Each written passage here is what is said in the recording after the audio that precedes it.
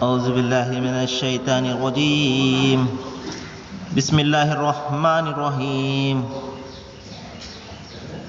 أفتطمعون أن يؤمنوا لكم وقد كان فريق منهم يسمعون كلام الله ثم يحرفونه من بعد ما عقلوه وهم يعلمون. وإذا لقوا الذين آمنوا قالوا آمنا وإذا خلا بعضهم إلى بعض قالوا أتحدثونهم بما فتح الله عليكم يحاجوكم به عند ربكم أفلا تعقلون. صدق الله العظيم. అనంత కరుణామయుడు, అపార కృపాశీలుడు, పాలకుడు, పోషకుడు, ప్రతిఫల దిన యజమాని అయిన అల్లాహ్ శుభనామంతో ప్రారంభిస్తున్నాను. సోదరులారా, సోదరిమణులారా, అయ్యలారా, అమ్మలారా, అస్సలాము అలైకుం రహమతుల్లాహి వబరకాతుహు. దీని అర్థం, సర్వ సృష్టికర్త అయినటువంటి అల్లాహ్ మన అందరి జీవితాలలో శాంతిని మరియు కరుణను కురిపించునుగాక. ఆమీన్. ఇంతవరకు మీ ముందు మానవ మహోపకారి మహాప్రవక్త, దైవం చివరి ప్రవక్త అయిన ముహమ్మద్ సల్లల్లాహు అలైహి వసల్లం వారి మీద అల్లాహ్ అవతరింపజేసినటువంటి మానవుల అందరి మార్గదర్శక గ్రంథం దివ్య ఖురాన్ లోని 2వ అధ్యాయం నుండి 75వ వాక్యం యొక్క అరబ్బీ మూలంను పఠించడం జరిగింది. దీని యొక్క తెలుగు అనువాదం: ఓ ముస్లింలారా, ఓ విధేయులారా, వారు మీ సందేశాన్ని విశ్వసిస్తారని మీరు ఆశిస్తున్నారా? వాస్తవానికి వారిలోని ఒక వర్గానికి దైవం యొక్క ప్రవచనం విని బాగా అర్థం చేసుకుంటూనే బుద్ధిపూర్వకంగా దానిని తారుమారు చేసే అలవాటు ఉన్నది. ప్రవక్త ముహమ్మద్ను విశ్వసించిన వారిని వారు కలిసినప్పుడు మేము ఆయనను విశ్వసించాము అని అంటారు. కానీ వారు ఏకాంతంగా ఒకరినొకరు కలిసినప్పుడు మీకు ఏమన్నా బుద్ధి ఉన్నదా? అల్లా మీకు స్పష్టం చేసిన విషయాలను వారి ముందుకు ఎందుకు వెల్లడి చేస్తారు? మీ ప్రభు సమక్షంలో మీకు వ్యతిరేకంగా వాటిని నిదర్శనాలుగా వారు వినియోగించడానికా అని అంటారు. వారికి తెలియదా వారు దాచేది మరియు వెల్లడి చేసేది అంతా అల్లాహ్కు తెలుసని? సోదరులారా, మరొకసారి మీ అందరికీ కూడా నేను జ్ఞాపకం చేయదలిచాను. అదేమిటంటే, ప్రవక్త ముహమ్మద్ సల్లల్లాహు అలైహి వసల్లం వారికి దైవం తన చివరి ప్రవక్తగా ఎన్నుకొని 40వ సంవత్సరంలో ఆయనకు ప్రవక్త పదవిని ఇవ్వడం జరిగింది. మరి 40 సంవత్సరాలకు పూర్వం, అంటే ఆయన తన జీవితం మొత్తం కూడా మక్కా ప్రజల ముందు తెరిచిన పుస్తకంలో ఉండింది. అందరూ ఆయనని సత్యసంధుడు అని, ఆమీన్ అని పిలిచేవారు. నైతికబద్ధంగా ఎంతో ఉన్నతమైనటువంటి జీవితాన్ని మక్కా ప్రజలందరూ కూడా చూడడం జరిగింది. మరి ఆయనకు 40వ సంవత్సరంలో ప్రారంభమైనటువంటి ఆ దివ్య ఖురాన్ యొక్క అవతరణ ఆయనకు 63 సంవత్సరాలు వచ్చే వరకు కూడా నిరంతరంగా నిరాటకంగా కొనసాగింది. మొదటి 13 సంవత్సరాల పాటు మక్కా నగరంలో, తర్వాతి 10 సంవత్సరాల పాటు మదీనా నగరంలో, మొత్తం 23 సంవత్సరాల పాటు ఈ దివ్య ఖురాన్ అవతరించడం జరిగింది. మరి ఎప్పుడైతే ప్రవక్త ముహమ్మద్ 13 సంవత్సరాల పాటు మక్కా నగరంలో ఆ ప్రజలందరికీ కూడా దైవం ఒక్కడే, ఆయన తప్ప మరొక ఆరాధ్యుడు లేడు, మరణం తర్వాత మరొక జీవితం ఉన్నది, దానిని గురించి మీరు భయపడండి అని వారి యొక్క విశ్వాసానికి సంబంధించినటువంటి వ్యవహారాలనే ఎక్కువగా బోధించేవారు. ఆ తర్వాత ఆయనను కొంతమంది విశ్వసించడం జరిగింది. మరి ఎవరైతే విశ్వసించలేదో మరి వారు ఆయన మీద అనేకమైనటువంటి హత్యా ప్రయత్నాలు కూడా చేయడం జరిగింది ఆయన చంపడానికి. ఎందువలనంటే, ఎప్పుడైతే మనిషి సత్యాన్ని గురించి బోధిస్తూ ఉంటాడో నిస్సందేహంగా అప్పుడే ఆపదలు అతని ముందు వస్తుంటాయి, అతనికి చుట్టుముట్టుతాయి. మరి ఎవరైతే విశ్వసించారో వారందరూ కూడా ప్రవక్త ముహమ్మద్ వారి యొక్క సూచనల మేరకు తమకు ఒక 300 కిలోమీటర్ల దూరంలో ఉన్నటువంటి మదీనా నగరానికి వారందరూ కూడా వలస వెళ్ళిపోవడం జరిగింది. ఎందువలనంటే మదీనా నగరంలో ఉన్నటువంటి ప్రజలు ప్రవక్త ముహమ్మద్ వారి యొక్క సందేశాన్ని విని దానిని స్వీకరించి వీరందరినీ కూడా ఆహ్వానించడం జరిగింది. మీరు మక్కాను విడిచిపెట్టి మదీనాను వచ్చేయండి, ఇక్కడ మనందరం కూడా దైవాన్ని ఆరాధించే ఒక సమాజంగా మారవచ్చు, ఒక మంచి సమాజాన్ని మనం స్థాపించవచ్చు, మీరందరూ కూడా మక్కాను విడిచి మదీనాను వచ్చేయండి అని వారు కోరేవారు. మరి దైవం యొక్క ఆజ్ఞ రాగానే ప్రవక్త ముహమ్మద్ వారి యొక్క సూచనల మేరకు చాలామంది ఎవరైతే ప్రవక్త ముహమ్మద్ వారిని విశ్వసించారో వారందరూ కూడా మదీనాకు వెళ్ళిపోవడం జరిగింది. చివరిగా ప్రవక్త ముహమ్మద్ వారు కూడా అందరూ వెళ్ళిపోయిన తర్వాత ఆయన కూడా మదీనా నగరానికి హిజ్రత్ అని పిలవడం జరుగుతుంది, దీనినే అక్కడికి వెళ్ళిపోవడం జరిగింది. మరి ఎవరైతే మదీనాలో ఉన్నటువంటి ఆ యొక్క విశ్వాసులు తమ చుట్టూ యూదులు ఉండేవారు, వాళ్ళ చుట్టూ కూడా. ఎందువలనంటే మదీనాలో ఎక్కువగా యూదులు నివసించేవారు. ఇంతకు ముందే నేను మీకు చెప్తున్నాను. ఈ యూదులకు గ్రంథం గురించి తెలుసు, అల్లాహ్ దైవం గురించి తెలుసు, ప్రవక్తల గురించి తెలుసు, అదేవిధంగా ఆకాశ గ్రంథాల గురించి, స్వర్గాన్ని గురించి, నరకాన్ని గురించి, దైవదూతల గురించి ఇటువంటి సమాచారం అంతా కూడా వీరికి తెలుసు. ఎందువలంటే పూర్వం నుండి కూడా వీరు గ్రంథాలని పొందుతూ ఉన్నటువంటి ప్రజలు కాబట్టి. వీరు ఈ మదీనా ప్రజలకు చెప్పేవారు, ఒక ప్రవక్త ఉద్భవిస్తారు, మా గ్రంథాలలో అది రాయబడి ఉన్నది, మా గ్రంథాలలో ప్రవక్త వస్తారు అని రాయబడి ఉన్నది. మరి ఎవరైతే ఆ ప్రవక్తను అనుసరిస్తారో మరి వారు సాఫల్యాన్ని పొందుతారు. ఆ ప్రవక్తతో ఎవరైతే ఆ ప్రవక్తకు ఎవరైతే సహాయం చేస్తారో మరి వారందరూ కూడా ఒక దైవం వారికి సహాయం చేస్తాడు, మరి వారందరూ కూడా ప్రపంచాన్ని వారు జయిస్తారు అని ఈ మదీనాలో ఉన్నటువంటి ప్రజలకు వారు చెప్పేవారు. మరి ఎప్పుడైతే ప్రవక్త ముహమ్మద్ వారు ఈ విధమైనటువంటి సందేశాన్ని వినిపించడం జరిగిందో ఆ మదీనా వాసులు, ఓహో యూదులు చెప్పే ప్రవక్త ఈయననేమో, యూదులు మాకు ప్రవక్త వస్తారు, ఒక ప్రవక్త ఉద్భవిస్తాడు అని చెప్పేవారు, ఆయన ఈయనేనేమో అని వీరు భావించి యూదుల కంటే ముందుగా మనమే విశ్వసించాలి. ఎందువలనంటే ఆ ప్రవక్త గురించి యూదులు వేచి చూస్తున్నారు, నిస్సందేహంగా మనకంటే ముందే వారు విశ్వసిస్తారు ఈయన్ని, అలా కాకుండా మనమే ముందు వారిని విశ్వసించాలి అని ఎంతో సంతోషంగా వారు ప్రవక్త ముహమ్మద్ వారిని విశ్వసించి ఈ మాటను యూదుల వద్దకు తీసుకుని వెళ్ళి వారు చెప్పినప్పుడు, ఏమండి మీరు ప్రవక్త వస్తారని చెప్పేవారు కదా, ఆ ప్రవక్త మక్కా నగరంలో ఉదయించాడు, మేము ఆయన్ని విశ్వసించాము, మీరు కూడా విశ్వసించి అనగానే వారు వెంటనే దానిని నిరాకరించడం మొదలుపెట్టారు. ప్రవక్త అనేది మా జాతిలో నుండి వస్తాడు కానీ మక్కాలో రాడు అని చెప్పేసి. చూడండి ఇక్కడ అదే విషయాన్ని దైవం ఇక్కడ చెప్తున్నాడు. ఓ విశ్వాసులారా, ఎవరైతే ప్రవక్త ముహమ్మద్ వారిని విశ్వసించారో, ఓ విశ్వాసులారా, ఓ విధేయులారా, మీరు ఈ యూదులు మీ సందేశాన్ని విశ్వసిస్తారు అని ఆశిస్తున్నారా?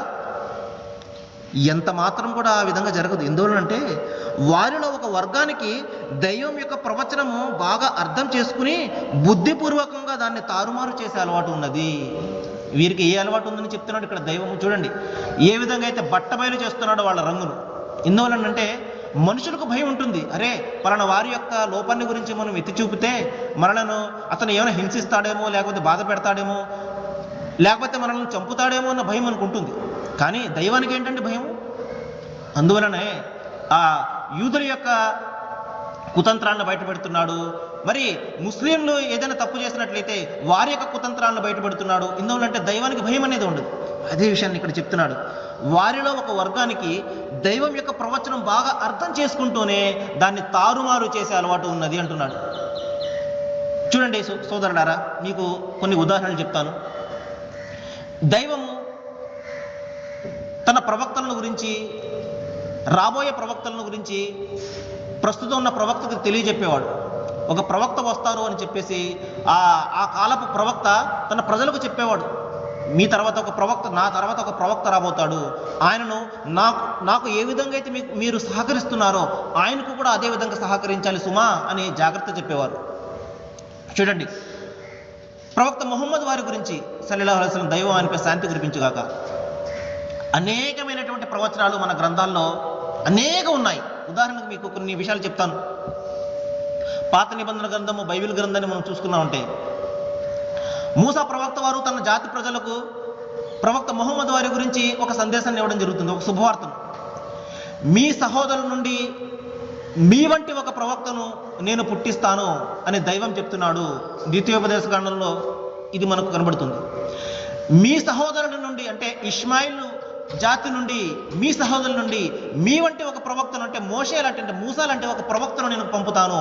మూసా లాంటి జీవితాన్ని కలిగి ఉండేవారు, మూసా లాంటి భార్యాబిడ్డలు కలిగి ఉండేవారు, మూసా లాంటి ధర్మశాస్త్రాన్ని పొందినటువంటి ఒక ప్రవక్తను నేను మీ సోదరుల నుండి నేను పంపుతాను. మరి అతను నా నామమున చెప్పు, నా ఆజ్ఞను ఎవరైతే పాలించారో వారిని గురించి నేను విచారణ చేసేదను అని చెప్పేసి అక్కడ దైవం చెప్పడం జరిగింది. ఈ విధంగా చాలా స్పష్టంగా ప్రవక్త ముహమ్మద్ సల్లల్లాహు అలైహి వసల్లం వారి గురించి మనకు ఈ విధంగా మూసా ప్రవక్త వారు చెప్పడం జరిగింది తౌరాతులో, పాత నిబంధన గ్రంథంలో. మరి అదేవిధంగా మనము కొత్త నిబంధన గ్రంథాన్ని కూడా తీసుకున్నట్లయితే చాలా స్పష్టంగా ప్రవక్త యేసు వారు చెప్తారు, నేను వెళ్ళిపోవటం మీకు మంచిది, నేను వెళ్ళని ఎడల ఆయన మీ వద్దకు రాడు, ఆయన వచ్చి మీకు సమస్తాన్ని బోధిస్తాడు, నేను మీకు చెప్పు సంగతులు అనేకము కలవు కానీ వాటిని మీరు సహింపలేరు, ఆయన వచ్చి మీకు సర్వసత్యంలోనికి నడిపిస్తాడు, ఆయన లోకమున తీర్పును గురించి ఒప్పుకొని చేస్తాడు, పాపాన్ని గురించి ఒప్పుకొని చేస్తాడు. ఈ విధంగా ఈ రోజున ప్రపంచం మొత్తం కూడా సుమారు 150 మిలియన్ల ముస్లిం సమాజం అంతా కూడా ధర్మశాస్త్రాన్ని అనుసరిస్తుంది, దైవం యొక్క ధర్మశాస్త్రాన్ని అనుసరిస్తూ ఉంటుంది. దైవము ఏదైతే పాపం అని చెప్పాడో అది పాపంగా, ఏదైతే మంచిదని చెప్పాడో అది మంచిదిగా స్వీకరిస్తుంది. ఇదే లోకాన్ని పాపం గురించి ఒప్పుకొని చేయడం అంటే. కాబట్టి ఆయన వచ్చే సమస్తాన్ని కూడా మీకు బోధిస్తాడు అని చెప్పేసి ప్రవక్త ముహమ్మద్ వారి గురించి చెప్పడం జరిగింది. ఇంకా నేటికి కూడా పాత నిబంధన గ్రంథంలో పరమగీతాలు అనే ఒక గ్రంథం ఉంటుంది. అందులో 5వ అధ్యాయం 16వ వచనాన్ని మనము చూసినట్టయితే అందులో హిబ్రూ భాషలో ప్రవక్త ముహమ్మద్ వారి యొక్క పూర్తి పేరు ముహమ్మద్ అని ఈ రోజున కూడా మనము ఆ యొక్క హిబ్రూ భాషలో చూడగలం. అది మనకి తెలుగులో అతని నోరు అతి మధురం, అతను అతికాంక్షణీయుడు అని చెప్పేసి అనువాదం చేయడం జరిగింది, అతికాంక్షణీయుడు అని. కానీ దాని హిబ్రూ భాషలో మనం చూసినట్లయితే ముహమ్మదీం అని చెప్పేసి నేటికి కూడా ఈ రోజున ఉన్నది. ఈ విధంగా అనేకమైనటువంటి ప్రవచనాలు ప్రవక్త ముహమ్మద్ వారి గురించి మనకు గ్రంథాల్లో ఉంటాయి. మరి ఇదే విషయాన్ని మనకు హైందవ గ్రంథాలు కూడా చాలా స్పష్టంగా బోధిస్తుంటాయి. ఉదాహరణకి భవిష్యత్ పురాణంలో ప్రతిసర్గ పర్వాన్ని మనం చూసుకున్నట్లయితే ఏతి మన్యంతనే మ్లేచ ఆచార్యేణ సమన్విత శిక్ష ముహమ్మద్ ఇతి ఖ్యాత శిక్ష శాఖా సమన్విత అని చెప్పేసి ఒక శ్లోకం కనబడుతుంది. అంటే ఒక బోధకుడు, పరదేశస్థుడైనటువంటి ఒక బోధకుడు మీ వద్దకు ఉదయిస్తాడు, ఆయన ఒంటెలపై ప్రయాణం చేస్తాడు, ఇంకా ఆయన శిఖాహీని అంటే ఆయనకు తలపై ముడి ఉండదు, ఆయన మాంసాహారి, ఉచ్చలాపి అంటే ఆయన బిగ్గరగా తన సందేశాన్ని వినిపిస్తాడు, ఆయన సున్నతి వడుగులు పొంది ఉంటాడు. ఇటువంటి ఆయన పేరు ముహమ్మద్ అని చెప్పేసి చాలా స్పష్టంగా ఆయన పేరుతో సహా భవిష్యత్ పురాణం ప్రతిసర్గ పర్వంలో చెప్పడం జరిగింది. ఇంకా సామవేదాన్ని మనం చూసుకున్నట్లయితే అహమది పితుహు పరిమేద మృజస్య అహం త్వా సూర్య ఇవాజన అనే ఒక శ్లోకం కనబడుతుంది. అంటే అహ్మద్ అనే వ్యక్తి తన దైవం నుండి ధర్మశాస్త్రాన్ని పొందాడు, సూర్యుని వెలుగులాగా ఆయన లోకానికి వెలుగును పంచాడు అని చెప్పేసి శ్లోకం కనబడుతుంది. ఈ విధంగా ప్రవక్త ముహమ్మద్ వారి గురించి అనేక ప్రవచనాలు మన గ్రంథాల్లో దొరికినప్పటికీ కూడా ఏ మాత్రం కూడా మనకు మన బోధకులు బోధించరు. ఎందువలనంటే సోదరులారా, మనం చేస్తున్నటువంటి తప్పు ఏమిటంటే మనము మన యొక్క మనస్సులను, మన యొక్క బుద్ధిని, మన యొక్క జ్ఞానాన్ని మనము మన బోధలకు అప్పచెప్పడమే, మన బోధకులకు, మన గురువులకు మన యొక్క మనస్సును అప్పచెప్పడమే మనకు ఈ యొక్క పరిస్థితికి కారణము. కానీ దైవం అందరికీ సమానమైనటువంటి జ్ఞానాన్ని ఎందుకు ప్రసాదించాడు అంటే ఆయన గ్రంథాలను చదివి అర్థం చేసుకుని ఆచరించమని. ఒకరి మీద ఆధారపడడానికి ఇక్కడ దైవం మనకు పంపలేదు.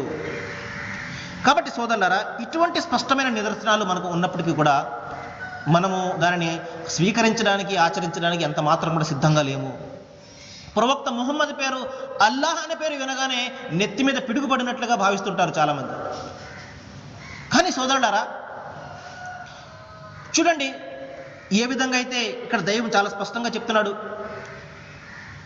ఎందువలనంటే దైవం ఒక్కడే అన్న సత్యము ప్రతి గ్రంథాల్లో కూడా చాలా స్పష్టంగా కనపడుతూ ఉన్నప్పటికీ కూడా కేవలము మనకు తెలియని కారణంగా మనము దాన్ని స్వీకరించడానికి వెనుకంజ వేస్తూ ఉంటాము. దైవం ఇక్కడ అదే చెప్తున్నాడు, మీరు వారికి బుద్ధిపూర్వకంగా గ్రంథాన్ని తారుమారు చేసే అలవాటు ఉన్నది. మనం కొంతకాలం క్రితం చూసుకున్నాము, పాతకాలంలో వేదాలను చదవడానికి ఎవరు కూడా అంగీకరించేవారు కాదు. వేదాలను చదివే వారి యొక్క చెవుల్లో సీసాన్ని పోసేవారు.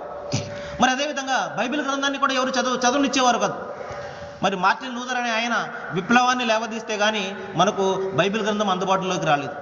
కానీ అటువంటి పరిస్థితి ఖురాన్ గ్రంథానికి లేకపోయినప్పటికీ కూడా ఆర్థిక ఇబ్బందుల వలన తెలుగులో ఇంతవరకు కూడా అది ముద్రణకు నోచుకోలేకపోయింది. కానీ దైవం అనుగ్రహంతో ఈ రోజున మనకు తెలుగులో కూడా మనకు ఎంతో సులభమైనటువంటి భాషలో మనకు ఖురాన్ అందుబాటులో ఉన్నది. మరి ఈ గ్రంథాలను దైవం పంపింది మనము దాన్ని అర్థం చేసుకుని దాన్ని ఆచరించాలని. నేను మిగతా గ్రంథాల యొక్క విషయాన్ని ఎందుకు చెప్తున్నానంటే, ఇతర గ్రంథాల యొక్క విషయాలను మీకు ఎందుకు చెప్తున్నాను అంటే, ఆ గ్రంథాల్లో ఉన్న సత్యమే చివరిగా ఉన్నటువంటి దివ్య ఖురాన్లో కూడా ఉన్నది. కాబట్టి మీరు ఖురాన్ వైపునకు మీరు మీ మనస్సును మరలింపజేస్తారని, మీ మనస్సును మరల్చుకుంటారని. ఎందువలంటే దైవం అంతిమ గ్రంథం ఖురాన్లో ఒక మాట చెప్తున్నాడు, అల్లజీన ఆతైనాహుముల్ కితాబా యత్లూనహు హక్క తిలావతిహి ఉలాయిక యుమినూన బిహి. ఎవరైతే నేను ఖురానుకు ముందు పంపినటువంటి గ్రంథాలను వారు చదివినవలసిన విధంగా చదువుతారో, నిర్మలమైన మనస్సుతోటి నిష్పక్షపాత హృదయంతో ఎవరైతే వారి వారి గ్రంథాలను చదువుతారో వారు నిస్సందేహంగా ఖురాన్ను విశ్వసిస్తారు అని చెప్పేసి అల్లాహ్ తఆలా ఖురాన్లో చెప్పడం జరిగింది. ఎందువలంటే అవన్నీ కూడా ఒకే పరాతత్పరు నుండి ఉద్భవించినటువంటి గ్రంథాలని వారు నిజంగా గ్రహిస్తారు. వాళ్ళు సత్యము ఎక్కడున్నా కూడా, ఒక మనిషి సత్యాన్ని ప్రేమించే మనిషి ఎక్కడున్నా సత్యాన్ని గ్రహిస్తాడు. అరే నా గ్రంథంలో సత్యం ఉన్నది, ఇదే గ్రంథం ఇదే విషయాన్ని ఖురాన్లో కూడా చెప్తుంది కదా, అంటే అది కూడా నా గ్రంథమే అనే ఆలోచన చేస్తారు. వాళ్ళు ఖురాన్ వైపులకు వస్తారు. ఈ విషయం నిమిత్తమే నేను మిగతా గ్రంథాలు ఖురాన్ కంటే ముందు వచ్చిన గ్రంథాల్లో కూడా నేను విషయాలను ఈ విధంగా మీకు స్పష్టంగా చెప్పడం జరుగుతుంది. కాబట్టి సోదరులారా, మనము మన విశ్వాసాన్ని పరిపూర్ణం చేసుకోవాలి.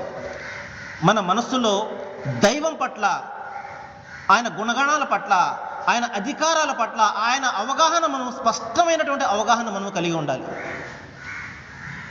చూడండి, మన గురువులు బోధిస్తుంటారు, ఏమండి ఏది ఎవరిని ఆరాధించినా కూడా ఆ దైవాన్ని ఆరాధించినట్లేనండి. మనము ఏ ఆకారాన్ని మనం ఆరాధించినా కూడా ఆ దైవాన్ని ఆరాధించినట్లే అని చెప్పేసి మనకు పెద్దలు మన గురువులు బోధిస్తుంటారు. కానీ మన గ్రంథాల్లో ఆ విధంగా లేదు సోదరులారా. మీకు కొన్ని ఉదాహరణలు చెప్తాను చూడండి. ఉదాహరణగా మనము భగవద్గీత గ్రంథాన్ని మనం తీసుకుందాం. చాలామంది 90% మంది హైందవ సోదరులకు భగవద్గీత గ్రంథాన్ని గురించి తెలియదు. ఇది నేను చెప్పడానికి నేను ఎందుకు వెనకడుగు వేయడం లేదు అంటే ఇది సత్యం కాబట్టి. చూడండి, అందులో 7వ అధ్యాయంలో 21వ శ్లోకాన్ని మనం పరిశీలించినట్లయితే అందులో ఈ విధంగా ఉంటుంది. మరి ఎవరైతే దేవతలను ఆరాధించేవారు దేవతలను పొందుతున్నారు, పితృదేవతలను ఆరాధించేవారు పితృదేవతలను పొందుతున్నారు, భూతములను ఆరాధించేవారు భూతములను పొందుతున్నారు, నా భక్తులు నన్నే పొందుతున్నారు అని చెప్పి చెప్పడం జరుగుతుంది.